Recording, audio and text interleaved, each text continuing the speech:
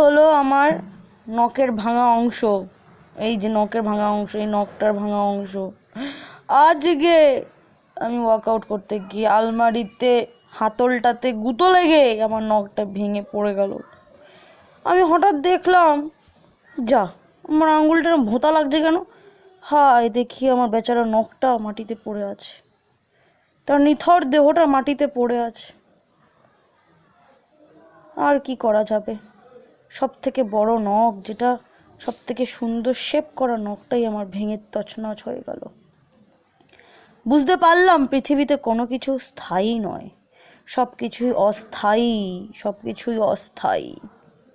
নখগুলো মোটামুটি একটু বড় হয়েছিল, তার মধ্যে এই নখটি, যে নখটি আজকে ভেঙে গেল, সেই নখটিকে সুন্দর শেপ করে রেখেছিলাম। নেল পলিশ পরলে একটা মিনিমাম মানানসই লাগতো, কিন্তু আজকে এই নখটি ভেঙে গিয়ে আমার হাতের এবং আমার নখের সৌন্দর্যই নষ্ট করে দিল। সম্পূর্ণ নিথর দেহর মতন পড়ে আছে আমার এই ভাঙা নখটি। আমি বুঝতেও পারলাম না আমার অজান্তে কখন সে ভেঙে গেল। দুঃখে হতাশায় মনটা ভেঙে গেল। বাকি নখগুলো একটু আফসোস করছে এই ভাঙা নখটির জন্য।